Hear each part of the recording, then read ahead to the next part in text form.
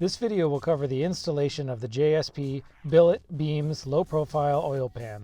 When your oil pan arrives, it will come partially assembled and include all of the following parts: a new low profile oil pickup tube, an oil drain bolt, an O-ring to seal in between the upper and lower pans, the oil pickup tube bracket, the hardware for that bracket, and a bag full of M6 hardware. These are the two screws that held the two pieces together when it arrived. The new oil pickup is assembled here before it's shipped to you, so there's no need for you to do anything with this except for clean it and install it onto the car. For shipping purposes, we bolt the two halves of the oil pan together before we send it to you. You'll need to remove these two M6 screws before you can install it into your car.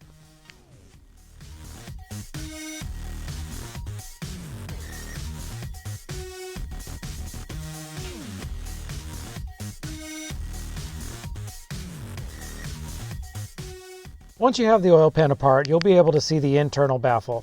This baffle is installed here at JSP using Loctite on all of these screws. None of this needs to be touched by you before the installation. However, if for some reason you do need to remove the baffle, please note that two of these screws are shorter than the rest, and they need to go in these two locations.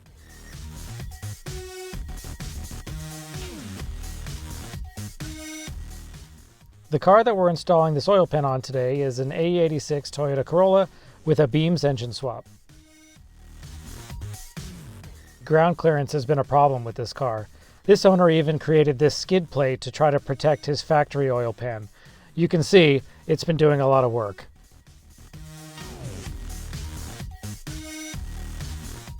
The Beams engine swap is a great engine for the AE86 chassis.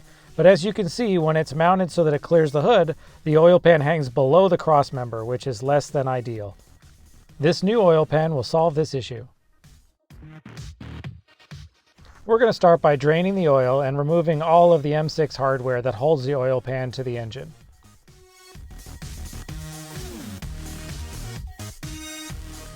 I like to remove all of the M6 screws, but just loosen the two M6 nuts just until they almost come off but are still on there. That way when you pry the oil pan off, the oil pan doesn't fall, it's caught by those two M6 nuts.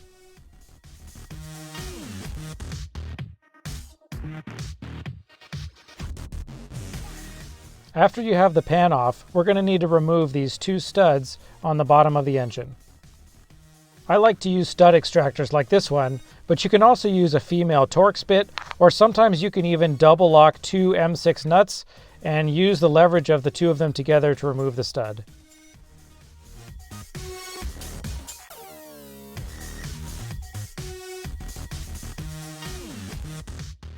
Now we're going to remove the factory oil pickup tube.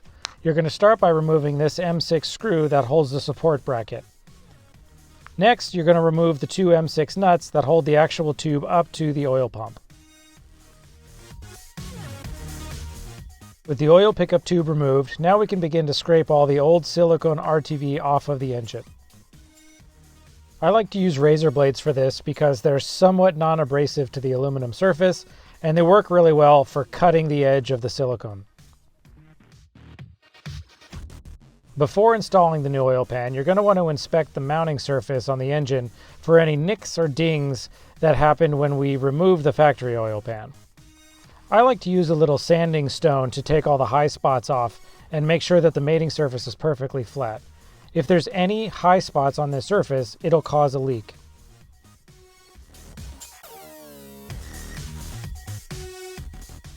The first step of installing the oil pan is to prepare the oil pickup tube to be mounted to the engine.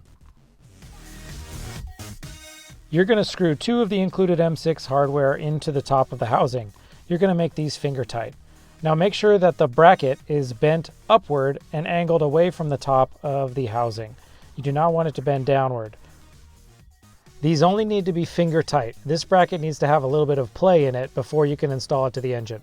Leave these loose. Install the pickup tube onto the engine reusing the old M6 nuts. Leave it a little bit loose so that you can attach this mounting bracket to the engine. Use the included M6 screw to attach the bracket. Once all the screws are in place, you can go back and tighten down those M6 nuts.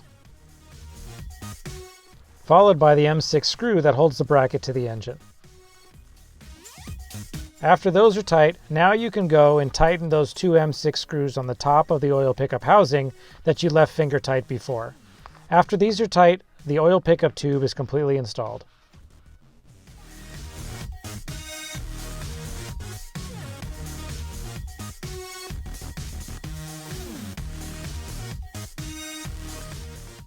We're going to use an ultra gray silicone sealant to seal the oil pan to the engine.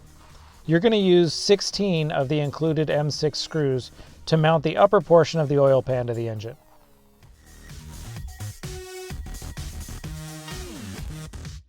Before you install the oil pan to the engine, make sure that this mounting surface has been cleaned. You want to remove any oil residue or fingerprints from the surface before installing. These engines tend to drip a lot of oil after removal of the factory pan. I like to leave a rag in there as long as possible before I'm ready to install the new pan. It's very, very important that this surface has no oil at all before you install it.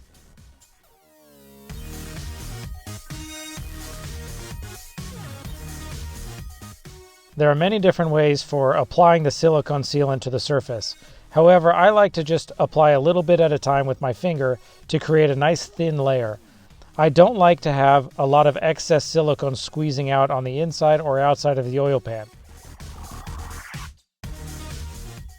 Don't be afraid to get the silicone inside the threaded holes. This is another area that also needs to be sealed. It's very important that you apply RTV to the threads of each screw before installing them. If you do not do this, it's possible for oil to leak out the threads. Take your time when installing this oil pan. Install all of the screws loosely before tightening any singular screw.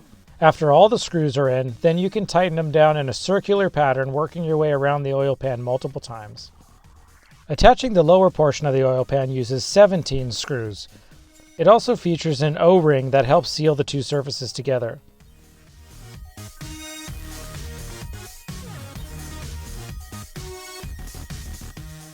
To install the O-ring, very lightly press the O-ring into the groove. Slowly work your way around the oil pan, lightly pressing it in, trying hard not to stretch the O-ring.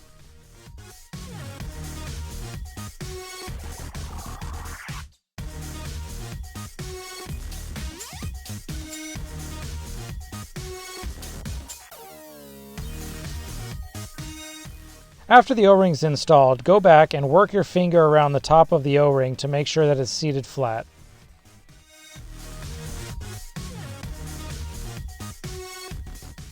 Lastly, wipe off any oil residue that's remaining.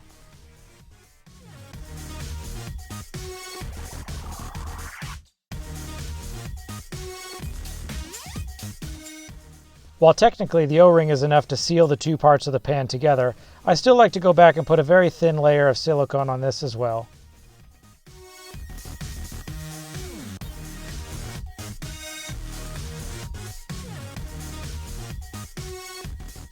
You're going to screw the lower pan on the same way you did the upper pan, installing all the screws loosely and then tightening in a circular pattern.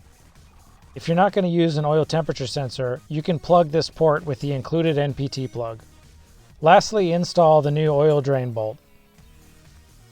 It's very important that you let all of these silicone surfaces dry before putting oil into the oil pan.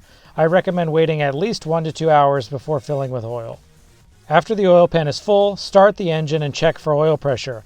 Make sure that everything is functioning properly. Let the engine warm up to temperature, and then check the oil and top off as needed. We have found that after replacing the oil filter and filling the pan, it takes approximately 5 quarts of oil.